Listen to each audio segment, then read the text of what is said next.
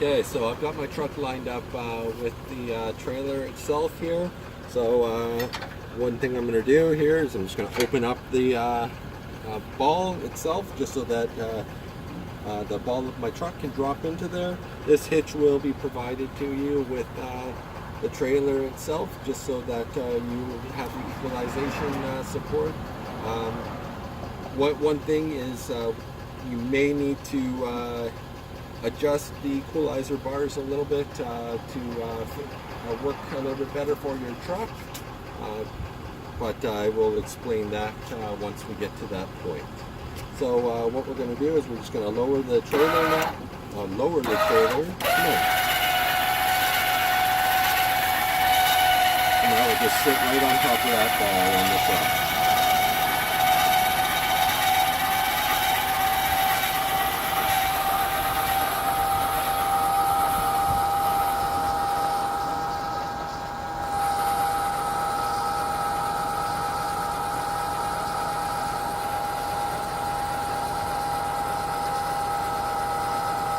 And for demonstration purposes, I'm not going to take this off, but you would just release this pin and take it out once you've got the trailer sitting on the back of your truck. Flip that forward and it's now locked in on my truck. Now I'm going to just cross my chains on the back of my truck here.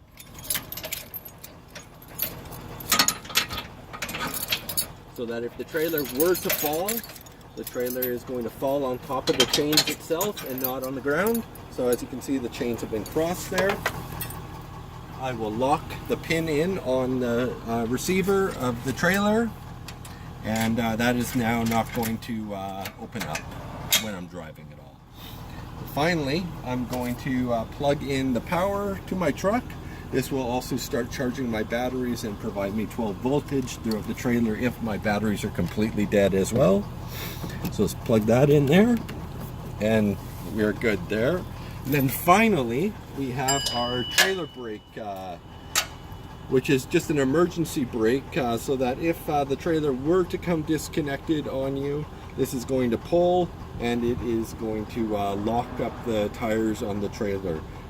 One thing that you don't want to do with this is pull on it when you're not actually using it, as it will lock the tires, and the next time you decide to pull the trailer, it may leave those tires locked in the lock position until you can release it, which I haven't ever done itself, so I don't suggest you use that unless you absolutely have to, or at least when you're towing it, just for towing safety itself.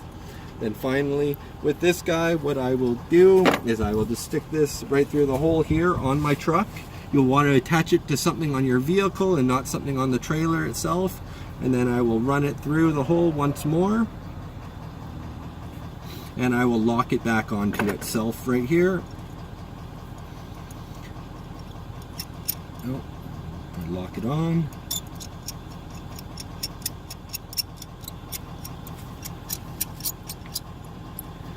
And we just pull it there, and we are good to go now. So the trailer is ready to go. What I'm going to do is I'm going to put on the equalizer bars, as well as I would take out the jacks or the chocks out of the back wheels there. So I will open this guy up on this side, and I will open this one up on the other side. There will be a propane tank here also, so I want to make sure that when you're putting these on, you might have to just move the cover of the propane tank itself a little bit so that you can get access to that pin itself. And it looks like these have rusted a little bit shut, so let me just pull that one there. There we go. So with these equalizer bars, these things sit inside of your hitch, and you just push up on them and they will lock in place with these little pins. So I'm just going to push up like that, and now that's, oh, it was locked in place.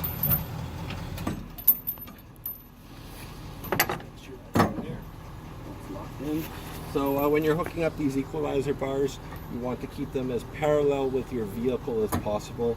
With my truck, I know that I always go to the second pin here, and I set it on right here. Oh, just fell out. Let's see, why is that not locked? So we put the pins in upside down, so we just replace those, as every once in a while you'll lose them, but you'll find another 3 in the compartment of the trailer if one does get lost. And all you do is just stick a new pin in right here, and it will lock this equalizer bar back in place.